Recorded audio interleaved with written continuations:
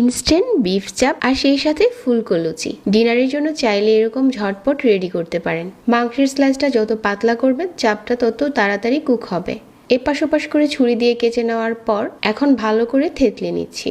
যে বাটিতে আমি ম্যারিনেট করব ওই বাটিতে নিয়ে নিচ্ছি। হাফ চামচ দিয়ে দিচ্ছি হলুদ গুঁড়া, 1 চামচ লাল মরিচের গুঁড়া, 1 চামচ ধনিয়ার গুঁড়া আর হাফ চা চামচ ভাজা জিরার গুঁড়া, 1 চা চামচ গরম মশলার গুঁড়া, 1 চামচ রসুন বাটা আর 1 চামচ আদা বাটা, 1 টেবিল চামচ টক দই, স্বাদ মতো লবণ, হাফ চামচের মতো লেমন জুস দিয়ে দিচ্ছি। এখন এই বিফ স্লাইসগুলো মশলার সাথে খুব ভালো করে হাত দিয়ে মাখিয়ে নিচ্ছি। ঢাকনা দিয়ে ঢেকে রেখে দেব 10 মিনিটের মতো। 1 কাপ নিয়ে নিচ্ছি ময়দা, স্বাদ মতো লবণ আর 1 টেবিল চামচ রান্নার তেল। চাপের জন্য যে বিফটা রেডি করে রেখেছিলাম এখন এখানে 2 টেবিল চামচ দিয়ে দিচ্ছি বেসন। এগুলো হচ্ছে চিলি ফ্লেক্স, আস্ত ধনিয়া একটুখানি গুঁড়ো করে দিয়েছি।